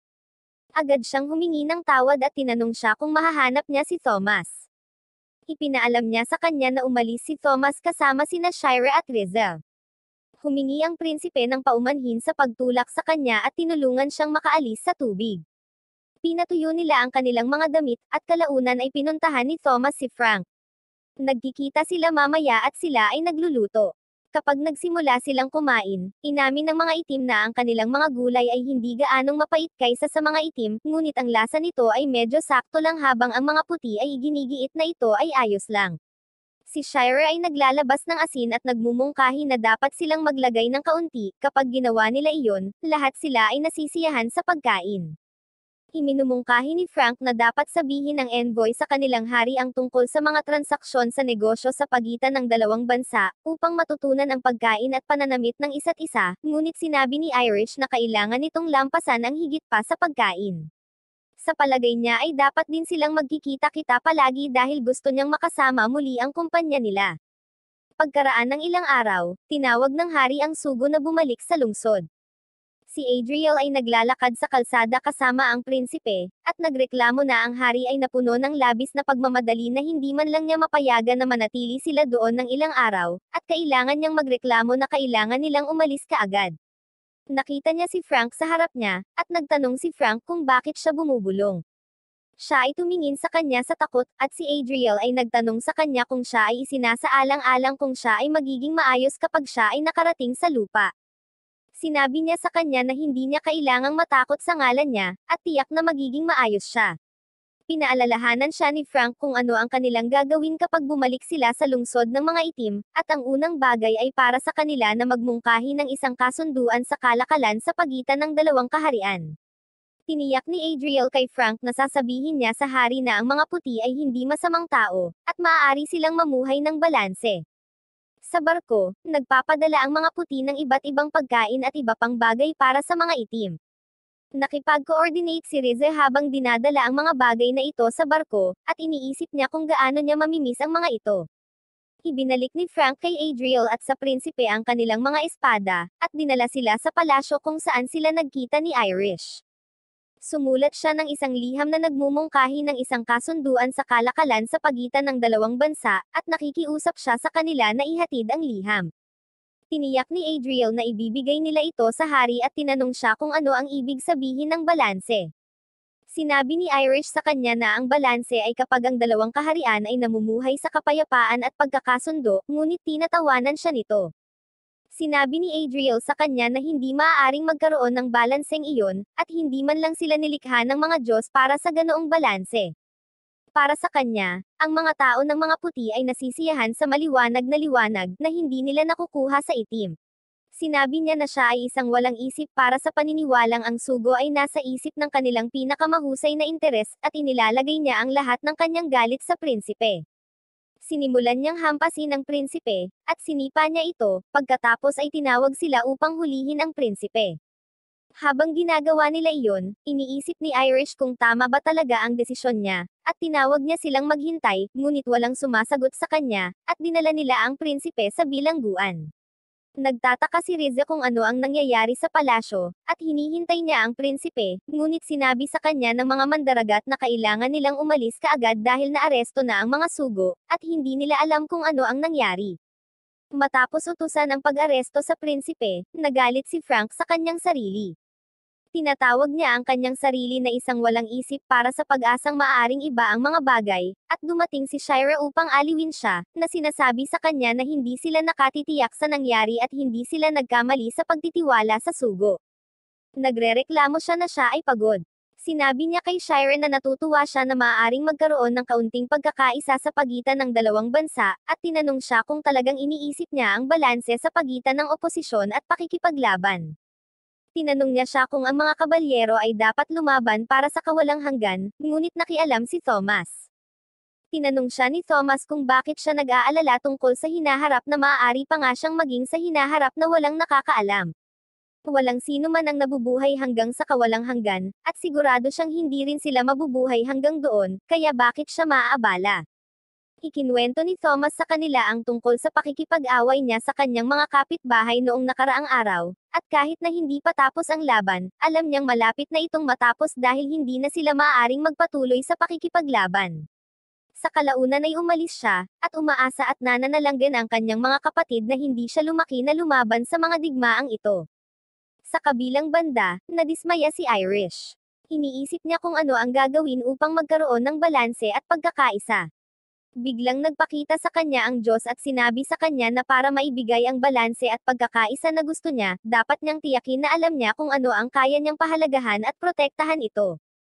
Sa kulungan, nagtataka ang prinsipe kung ano ang kanyang ginawa. Iniisip niya ang paraan ng pag-atake at pagtama ni Frank sa kanya, at sinabi niyang hindi niya alam kung ano ang gagawin. Hindi niya alam kung lihim na ipinaalam ng hari kay Adriel na tapusin ang reyna, at kung ginawa iyon ng hari, sigurado siyang may dahilan, at hindi siya dapat nakialam. Hindi niya alam kung nakagawa siya ng isang mabuting desisyon, at siya ay nalilito. Bigla siyang nakakita ng puting pusa sa harap ng gate niya. Biglang bumukas ang pinto, at tinawag siya ng puting pusa. Iniisip niya kung gusto na siyang pakawalan ng pusa, at sinusundan niya ang pusa sa kalsada. Ang pusa ay nagiging brilyante kasama si Irish. Nabasag ang globo, at binuhat niya si Irish. Nag-uusap sila, at sinabi sa kanya ni Irish kung gaano siya naghahanap ng kapayapaan. Sinabi niya sa kanya na gusto niya ang parehong bagay, at ipinaalam sa kanya na siya ang prinsipe ng kadiliman at ang susunod na kahalili ng hari ng kadiliman. Sinabi sa kanya ni Irish na naramdaman niya ito, at alam niyang gusto nila ang parehong bagay. Umaasa siyang makakakuha siya ng tunay na balanse at sinabi sa kanya na hintayin siya. Ang prinsipe ay nagpapatuloy upang bumalik sa kaharian ng mga itim at umaasa para sa pagkakaisa. Umalis si Irish, iniisip siya. Ikinuwento niya kung paano siya palaging nandyan, ngunit siya ay nasa kabilang panig. Kaagad niyang nakita siya, alam niyang siya ang prinsipe, ngunit nang makita niya kung paano ito kumilos at gumalaw, natakot siya na hindi niya talaga kayang kunin ang buong pasanin ng hari gaya ng nararapat, at hindi siya magiging tunay na hari. Anuman, naramdaman niyang hindi siya magkakaroon ng pagkakataong makipag-usap sa kanya ng pribado bago siya umalis, at natutuwa siya na sa kalaunan ay nakausap niya ito. Naaalala ni Irish nang sabihin nito sa kanya na magkasama silang magdadala ng kapayapaan sa mundo, at nangako itong tutulungan siya. Naninindigan siya sa pangako nito at umaasa na matutupad niya ang pangako niya. Ang mga itim ay nagsimulang umatake muli sa mga puti, at si Irish ay lumaban. Natapos niya ang kanyang laban at bumalik sa palasyo kung saan iniulat ni na Shira at Frank na maraming halimaw ang nakatago sa kanilang mga lungsod. Sila ay nasa lahat ng dako, at iniisip nila na maaari silang umatake ng sabay-sabay. Sinabi niya sa kanila na dapat nilang sabihin sa mga kabalyero at sa mga salamangkero na maging alerto, at siya rin ay nasa kanyang pinakamahusay na tungkulin. Pupunta siya upang tulungan ang anumang lungsod na inaatake, ngunit alam niya na kung aalis siya, ang sentro ay maaatake. Kaya sinabi niya kay Frank na bantayan ang lupa sa palasyo at protektahan sila laban sa mga pag-atake. Gayunpaman, humingi sa kanya ng dahilan si Frank at sinabing kailangan niyang umalis. Parang imposibleng misyon iyon dahil nasa panganib ang kanilang bansa, at hindi siya makaalis bilang commander ng mga kabalyero. Ipinagtanggol ni Frank ang kanyang sarili at ipinaalala sa kanila na ang Reyna ay nasugatan mula noong huli niyang laban, at hindi pa ito ganap na gumaling. Sinabi niya na gusto niyang umalis sa kanyang paraan at makahanap ng solusyon sa sakit ng Reyna, ngunit hindi niya alam kung gaano ito katagal. Bagamat mukhang maganda ang dahilan kung bakit gusto niyang umalis, napakalaking panganib para sa kanila na hayaan siyang umalis. Tumanggi silang palayain siya, at iginiit ng Reyna na gagaling siya, at hindi niya kailangang mag-alala tungkol sa kanya. Sinabi niya sa kanila na magsanay kasama ang kanilang mga koponan at tiyaking handa sila para sa pag-atake. Sa labas ng palasyo, sinabi ni Frank kay Shira na talagang ibig sabihin niya ang mga salitang sinabi niya at kailangan niyang umalis at makuha ang solusyon sa kanyang sakit, ngunit hindi rin suportado ni Shira ang pag-alis niya. Tinanong niya siya kung sino ang balak niyang iwanan sa mga kabalyero, at tinanong niya kung maaari niyang gawin ang tungkulin sa ngalan niya. Nagtataka si Shira kung paano niya pangungunahan ang mga salamangkero at ang kabalyero ng magkasama at ipinaalala sa kanya na imposible, ngunit tinanong niya kung maaari niyang ibigay ang tungkulin kay Thomas sa halip. Mukhang katawa-tawa iyon dahil hindi naman kabalyero si Thomas, at bata pa siya. Ipinapalagay ni Shira na nagbibiro ang kanyang kapatid, at umalis siya. Si Frank ay patuloy na nag-iisip tungkol sa isang mahusay na solusyon sa pagpapagaling para kay Irish. Napansin ni Alex na labis siyang nabalisa, at sinabi sa kanya na mayroon siyang solusyon sa kanyang problema. Sinabi niya sa kanya na ayos lang ang katawan ng Reyna, ngunit ang kanyang lakas ay hindi muling nakipag-isa sa mga kapangyarihang ginamit niya upang labanan si Valdir. Bilang resulta, kailangan niya ng isang lugar kung saan ang magandang enerhiya na dapat gumaling sa kanya ay sagana, at kung dadalhin siya ng isang bahagi, siya ay gagaling kaagad sa halip na maghintay para sa natural na proseso. Sinasabi ni Frank na alam niya ang isang lugar na umiiral, ngunit sinabi ni Alex na ang lugar ay napakapanganib na walang sino man ang sinasabing nakaligtas. Sa katunayan, tinanong siya ni Frank kung ang lugar ay napakapanganib na ang pinakamakapangyarihang Knight Commander ng puti ay hindi makakaligtas, at si Alex na isang elf ay hindi makakaligtas.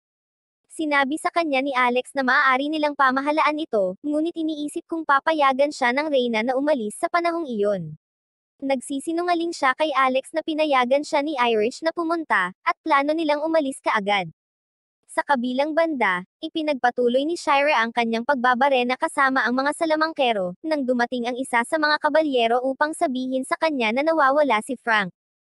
Agad siyang pumunta upang magulat kay Irish, at sinabi sa kanya na sa tingin niya ay pumunta si Frank upang makahanap ng solusyon sa kanyang kalusugan. Humingi siya ng tawad kay Irish, ngunit sinabi niya sa kanya na walang dahilan upang mag-alala at maaari nilang pamahalaan ang sitwasyon. Dinala ni Alex si Frank sa bundok at ipinakita sa kanya ang landas, ngunit sinabi sa kanya na walang taong nakabalik na buhay. Iginiit ni Frank na magagawa nila ito, at pumasok sila. Samantala, sa lungsod ng mga itim, iniisip ng prinsipe ang kanyang huling pakikipagtagpo sa mga puti. Sa nasabing araw, hindi niya maipapaalam kahit kanino na nakipagkita na siya sa Reyna, kaya mabilis siyang tumalon sa barko at umalis siya. Gayunpaman, mula nang bumalik sa lungsod, hindi na niya makita ang hari. Iniisip niya kung dahil ba ito sa isyo kay Adriel, ngunit wala siyang pakialam sa pakikipagkita sa hari. Mas concerned siya kay Irish. Pakiramdam niya ay napakaraming pasanin ang dinadala nito sa kanyang maliliit na balikat, hindi lamang ang pasanin ng mga puti kundi ang buong mundo, at hindi na siya makapaghintay na tulungan siya. Patuloy siyang nagsasanay kasama si Victor, at nagsasanay siya ng napakabilis. Nagtataka si Victor kung bakit ganoon kalalim ang kanyang pagsasanay, at tinanong siya kung naging mas determinado na ba siya. Pagbalik niya mula sa puti, tinanong niya si Victor tungkol sa mga puti at itim, at ipinaalam sa kanya ni Victor na ipinahayag ng hari na hindi na muling magkakaroon ng interaksyon sa pagitan ng mga puti at itim. Kaya naman, hindi niya dapat isipin ang mga ito. Tinanong niya si Victor tungkol sa balanse at kung ano ang iniisip ni Victor tungkol sa balanse. Parehong ang mga puti at ang mga itim ay namumuhay na malayo sa isa't isa, ngunit ang hari ay patuloy na nagtataka kung iyon ay balanse. Inamin ni Victor na iyon ay isang tanong na kahit ang hari ay hindi masasagot. Umaasa siya na kung ang buong mundo ay mapupuno ng mga itim, makukuha nila ang balanse na kailangan nila, ngunit tinanong muli siya ng prinsipe kung balanse ba iyon. Ano ang sasabihin ng hinaharap kung ganap nilang pupuksain ang mga puti? Sinabi ni Victor na hindi niya responsibilidad na isipin ang tungkol sa hinaharap, at patuloy silang nagsasanay. Dumating si Reza upang salubungin sila, at ibinalita na sinabihan siya ng hari na bisitahin ang bundok kasama ang prinsipe at labanan ang ilang halimaw na sumalakay, dahil sa tingin niya ay hindi mananalo ang mga normal na kabalyero. Sumama siya sa kanya, at sa kanilang paglalakbay, pinag-uusapan din ni Reza ang tungkol sa mga puti. Nakatagpo nila ang mga halimaw, ngunit nahulog si Reza sa isang piitan. Tumalon ang prinsipe pagkatapos, at nagtataka sila kung paano sila lalabas. Biglang lumabas ang isang dakilang halimaw para salakayin siya, at hindi nila alam kung ano ang gagawin. Samantala, nalaman din ng reyna na inatake siya ng mga halimaw, at tinawag niya ang kanyang koponan upang lumaban habang sina Alex at Frank ay naglalakad pa rin sa malungkot na ruta. Tulad ng pakikipaglaban ni Irish sa mga halimaw, iniisip niya ang kanyang responsibilidad. Sinabi niya na hindi lamang ang responsibilidad ng puti ang kanyang dinadala. Mula nang siya ay naging reyna ng puti, dinala niya ang responsibilidad ng buong balanse ng mundo, ang balanse ng mga tao, at kailangan niyang panatilihin ang balanse ng mundo. Hindi siya sigurado kung ang ibig sabihin ng balanse ay patuloy silang lalaban hanggang sa kawalang hanggan, at halos hindi niya alam kung ano ang dapat niyang asahan hanggang sa katapusan ng kanyang panunungkulan. Ang pasanin ay labis sa kanya, at hindi niya iniisip na magagawa niya ito ng mag-isa. Kaya naalala niya na sinabi sa kanya ng prinsipe na kukunin niya ito sa ngalan niya. Nang maglaon, sa kaharian ng puti, nalaman nila na ang mga halimaw ng kadiliman ay umatake sa kanila sa malaking bilang. Lumalabas sila para umatake, habang si Frank at Alex ay nagpapatuloy sa kanilang paglalakbay para sa mga lunas ng sakit. Nagiging dead-end ang kanilang daraanan, at ginamit ni Alex ang kanyang mahika para gumawa ng rutang madadaanan nila. Sa kasamaang palad, lumilikha ito ng isang butas sa bundok, at halos mahulog si Frank sa butas. Kinaladkad siya ni Alex pabalik sa kaligtasan, ngunit ang kanyang espada ay nahulog sa butas. Pinahahalagahan niya si Alex, at ipinagpatuloy nila ang kanilang paglalakbay. Sa lungsod ng puti, nahihirapan si Irish na labanan ang mga halimaw ng mag-isa, at nanghine rin si Shira. Nang harapin ng ilang halimaw si Shira at ang kanyang mga salamangkero, nahihirapan siyang talunin sila, at kailangang umatake ni Irish mula sa itaas. Sinabi niya sa kanila na dapat silang lahat ay magsama-sama at bigkasin ng enchantment para sa Unity, na nagdadala ng malaking liwanag sa kanilang lungsod, na naglalabas ng shield na nagpo-protekta sa kanila. Sinabi niya sa kanila na ligtas na sila ngayon, ngunit hindi ito maaaring magpatuloy ng matagal, kaya dapat silang magpahinga at maghanda upang muling lumaban.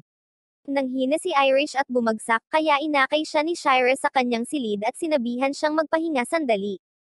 Sa kagubatan, nakita ni na Frank at Alex ang isang lugar sa paligid na mukhang kakaiba, at sinalakay ito ni Alex. Ginagamit niya ang kanyang kapangyarihan at natalo ito, na ikinagulat ni Frank na magagamit niya ang ganoong kalaking kapangyarihan nang wala ang mga ron.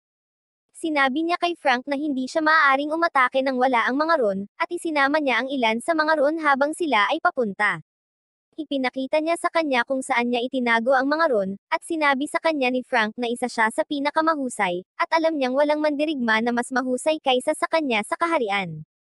Nagpatuloy sila sa kanilang paglalakbay, at halos makarating sila sa kanilang destinasyon. Nakita nila ang isang saradong pasukan sa lugar, at sinira ni Alex ang pasukan at pumasok sa lugar.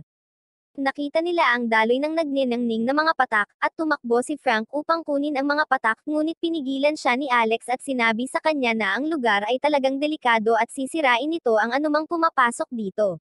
Binato niya ito ng isang bato, at nakita nila ang pagbabalik ng bato at nadudurog.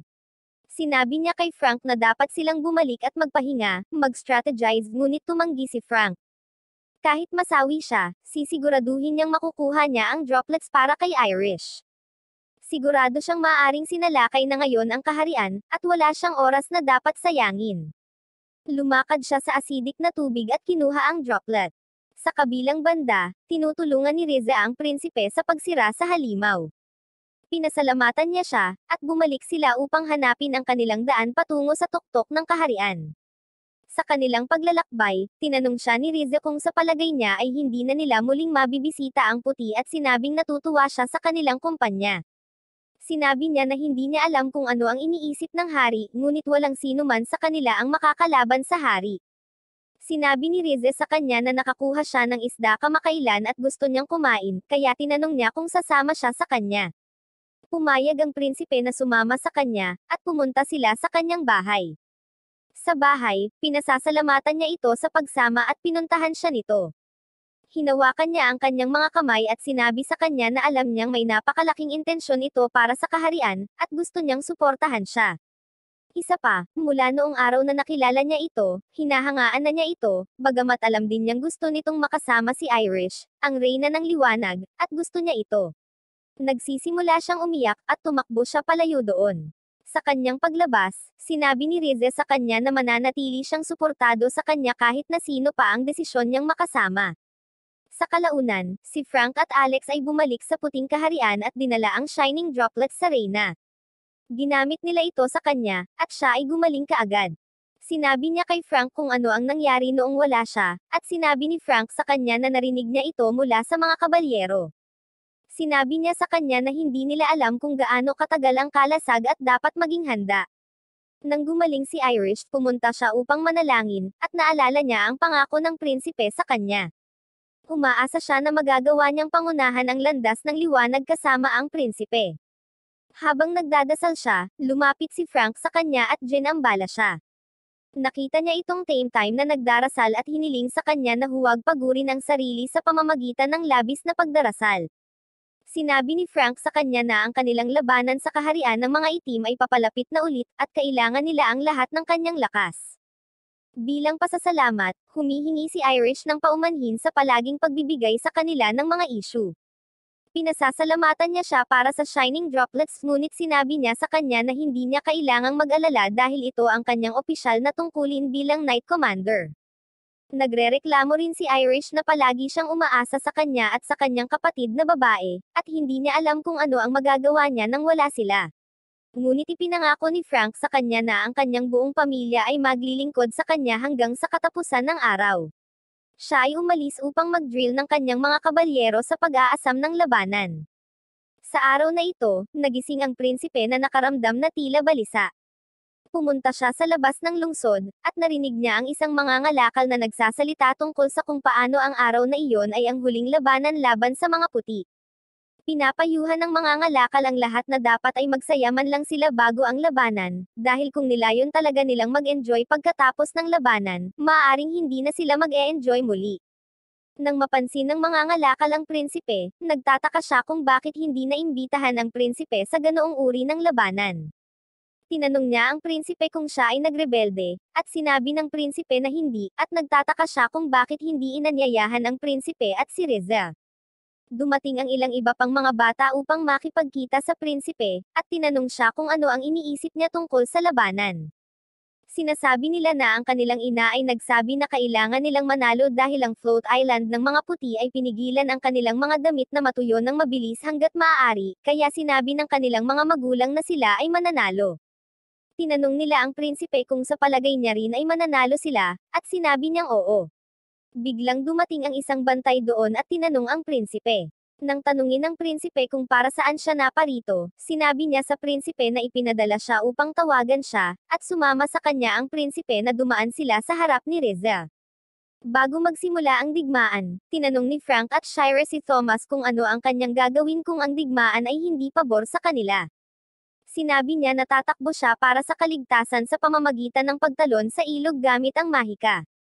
Sinabi nila sa kanya na iyon ang dapat niyang huling paraan, at bago iyon, dapat siyang maghanap ng ligtas na lugar na mapagtataguan. Sinabi niya sa kanila na paprotektahan niya ang kanyang sarili, at pinayuhan din silang tumakbo kung sa tingin nila ay nagiging mahirap ang digmaan para sa kanila. Ipinagyayabang ni Frank na hindi siya matatalo, at kahit na kailangan pa niyang lumaban kahit anong mangyari, lalaban pa rin siya. Pinaalalahanan siya ni Thomas na kung kailangan niyang ipagpatuloy ang pakikipaglaban kahit anong mangyari, ibig sabihin ay mag-isa siyang lumalaban, at kung ganoon nga, dapat siyang tumakbo. Sinabi ni Frank sa kanyang kapatid na hanggat nasa tabi nila si Irish, hindi sila matatalo. Ipinangako rin niya sa kanyang sarili na kahit na mawala ang kanyang huling patak ng dugo, paprotektahan niya si Irish. Sa kalaunan ay nagsimula ang digmaan, at tinipon ni Frank ang mga kabalyero, at tinipon ni Shira ang mga salamangkero. Pumunta si Irish upang harapin ang hari ng kadiliman. Sinabi sa kanya ng hari ng kadiliman na kahit anong pilit niya, hindi niya ito madadaig. Hindi siya katulad ng liwanag na naninipais at pilit tinatakpan, at sa huli ay mawawala. Siya ay ang darkness. Siya ay patuloy na lumalaki ng lumalaki hanggang sa siya ay magtagumpay at makuha ang kanyang nais, kaya, mapapagod siya sa digmaan at magbibitiw sa kapalaran. Tinatanggihan ni Irish ang isang kapalaran na hindi para sa kanya. Sinabi niya sa kanya na pinoprotektahan niya ang balanse ng mundo, at gagawin niya iyon kahit na alisin nito ang buong buhay niya. Sa kaharian ng mga puti, sinasalakay ng mga maitim na halimaw ang mga bata at babae, at sinubukan ng mga kabalyero ng puti na ipagtanggol sila. Nang protektahan nila ang mga babae at sinabihan silang tumakbo sa palasyo, nagsimulang sumaklaw ang kadiliman sa lahat ng dako. Kinuha ng kadiliman ang isa sa kanilang mga kabalyero, at sinubukan niyang salakayin ang kanyang mga tao, ngunit pinaslang siya ng isa pang kabalyero at dinala ang mga tao sa kaligtasan. Nagtago si Thomas sa likod ng puno at pinanood ang buong laban. Isang maitim na halimaw ang lumipad sa ibabaw niya, at nagtatago siya hanggang sa umalis ang halimaw. Gayunpaman, nang umalis ang halimaw, tumingin siya sa kaharian at nakitang lahat ay naglalaban. Wala sa kanila ang ligtas, at ayaw ni Thomas na manatili lang doon nang walang ginagawa, kaya ginagamit niya ang kanyang mahika para sirain ang halimaw. Nagsisimula ang kadiliman na sumasakop sa halos lahat ng bahagi ng kaharian ng puti. Sinubukan ni Shira na alisin ang kadiliman gamit ang isa sa kanilang pinag-isang chance, ngunit hindi ito gumana. Kinukuha ng kadiliman ang karamihan sa kanilang mga salamangkero, at sinubukan niyang gamitin ang kalasag ng pagmamahal upang protektahan sila, ngunit nabasag ang kalasag sa kalangitan. Patuloy na nakikipaglaban si Irish sa hari ng kadiliman, at nang mapagtanto niya na maaaring hindi siya manalo, nagpasya siyang gamitin ang lahat ng kapangyarihan ng Progenitoron. Binabalaan siya ng hari ng kadiliman laban dito at kung mabaigo ito, maaaring mawala sa kanya ang lahat ng kanyang mga tao. Ngunit ipinaalala ni Irish sa kanya na kapag natalo siya sa laban, mawawalan siya ng balanse, at ang lahat ng kanyang mga tao ay masisira anuman, kaya sinabi niya sa kanya na huwag siyang manipulahin. Nagpatuloy siya at sinubukang salakayin siya, ngunit inatake siya nito, at nahulog siya. Sa kaharian ng puti, si Shira ay naiinis. Siya ay sumisigaw sa Progenitoron, tinanong siya kung hindi niya sila paprotektahan. Biglang bumagsak din si Irish sa lupa, at hinawakan nila siya. Nakaharap din si Frank ni Victor na tinawag siyang duwag at sinabihan siyang hindi siya mananalo. Ginagamit ni Victor ang kadiliman para tuluyang itaboy si Frank, at sinabi sa kanya na maaalala niya siya bilang Commander Knight na duwag. Tinanong ni Shira si Irish kung mayroong anumang paraan upang maprotektahan nila ang kanilang lungsod, at hiniling niya na gumamit sila ng isa pang magkasanib na enchantment. Gayunpaman, kapag ginawa nila ito, nabigo ito. Dumating ang hari ng kadiliman upang sabihin sa kanila na dapat silang sumuko at tanggapin ang kapalaran. Tinanong ni Shira si Irish kung mayroon pang ibang paraan, at sinabi niyang oo, bagaman mapanganib. Sinabihan siya ni Shira na puntahan ito dahil siya ang reyna. Pinuntahan niya ang kanyang huling paraan habang ipinagmamalaki ng hari ng kadiliman ang kanyang mga dakilang kakayahan. Galit na inatake siya ni Shira, at inatake siya bilang ganti at tinakpan siya ng kadiliman habang si Irish ay pumunta sa Progenitoron para sa kanyang huling paghingi ng tulong. Habang nagpapatuloy ang digmaan, dinala ng kabalyero ang prinsipe kung saan siya tinawag ng hari. Sa isang punto, nakita niya ang ilang iba pang mga kabalyero sa paligid niya, at napansin niya na ang mga kabalyero ay hindi naroroon upang protektahan siya, ngunit upang gawin ang kalooban ng hari sa pamamagitan ng pagsira sa kanya. Nilabanan niya ang mga ito, at kalaunan ay nakarating siya sa kanyang destinasyon kung saan nakita niya si Adriel. Hindi siya masyadong nabigla na buhay si Adriel, dahil naramdaman niyang ang paraan ng paghahati niya kay Adriel sa dalawa ay masyadong mabilis, at madali para sa isang potensyal na kahalili ng hari. Tinanong ni Adriel kung nabigla siya, ngunit sinabi niya kay Adriel na hindi. Tinanong niya si Adriel kung bakit niya inatake ang Reyna ng Liwanag, at iniisip ni Adriel kung ang tanong na iyon ay dapat idirekta sa kanya or sa prinsipe. Sinabi niya na ang pagpaslang sa Reyna ay kalooban ng hari at kalooban ng lahat ng mga tao ng kadiliman. Nagulat ang prinsipe, at tinanong ni Adriel kung bakit pinigilan niya itong gawin ang kalooban ng hari. Sinabi niya na kahit na pinigilan siya ng prinsipe, hindi talaga nito napigilan ang misyon ng hari, dahil ang pag-atake ay nagpapahina kay Irish. Kinikilala niya na si Irish ay isang mahinang babae, at kahit na makuha niya ang mga kapangyarihan ng mga Ron, siya ay isang babae pa rin, at ang partikular na pag-atake ay nagpapahina sa kanya at matakot sa kanyang kakayahan. Sinasabi ni Adriel na sa isang digmaan tulad ng sa pagitan ng mga puti at itim, kung saan ang dalawang pinuno ay nakatataas, ang mananalo sa labanan ay ang taong huling sumuko. At isinasaalang-alang kung gaano katakat si Irish sa pag-atake na iyon, tiyak na siya ang unang susuko, at iyon ang magiging tiket ng mga itim para manalo sa laban. Sinabi niya na ang hari ng kadiliman ay hindi walang isip, at ang taong nag-akala na siya ay walang isip ang siyang walang isip. Siya ay may perpektong plano upang kunin ang buong mundo, at ang laban ay nagsimula sa kaharian ng puti. Ipinaalam niya sa prinsipe na walang nakakaalam sa isip ng hari, kasama na si Victor na talagang nakikipaglaban sa digmaang iyon nang hindi nalalaman ang tunay na intensyon nito. Sinabi niya na siya lamang ang may pinakamahusay na kaalaman tungkol sa hari, at hindi iyon isang sorpresa dahil mayroon siyang malaking supply ng kadiliman sa kanya, tulad ng hari, at maaari pa nga siyang maging tunay na anak ng hari. Inihayag niya ang dahilan kung bakit inalis ng hari ang prinsipe, at si Rize sa kanyang digmaan ay dahil alam niyang maaari silang tumulong kasama ang mga puti, at maaaring napakahirap nilang kontrolin. Ang digmaan ay nagpapatuloy, at siya ang may pananagutan sa pagpaslang sa prinsipe. Nagsimula ang laban, at sinubukan muna ng prinsipe na magpigil laban kay Adriel, ngunit patuloy siyang hinahampas ni Adriel ng napakalakas na kailangan din siyang labanan ng prinsipe. Maya-maya, natusok siya ng prinsipe, pero tumawa si Adriel. Inamin niya na maaaring hindi niya matalo ang prinsipe, kaya naman ang pangunahing dahilan kung bakit siya ipinadala roon ng hari ay upang maantala ang prinsipe at hindi siya sirain. Ang buong kalangitan ay puno ng mga mandirigma mula sa mga itim, at nang walang oras na nasayang, makukuha ng hari ang progenitor Ron, at sisirain niya ang balanse ng mga bagay at sa gayon ay sisirain ang mundo. Ang buong mundo ay mapupuno ng mga itim, at ang hari ay malulugod. Nagtataka ang prinsipe kung bakit gustong wasakin ng hari ang mundo. Nagsimula siyang maghanap ng paraan upang makarating sa kaharian ng mga puti at makipaglaban sa kanila, ngunit inaatake siya ng ilang halimaw. Sa kabutihang palad, si Riza ay dumating upang iligtas siya at nagbigay daan upang siya ay makadaan. Walang mga pakpak ang prinsipe upang lumipad patungo sa lumulutang na isla, at habang iniisip niya kung ano ang gagawin, napakaraming liwanag ang sumisikat sa kanya, at ang kanyang likod ay nagkakaroon ng mga pakpak, at siya ay lumipad patungo sa kaharian ng puti. Habang nakikipaglaban si Victor kay Frank, biglang nawala si Victor, at nakatakas din si Shire sa pagkakahawak ng hari ng kadiliman. Pumunta si Irish sa progenitor Ron, at nanalangin siya.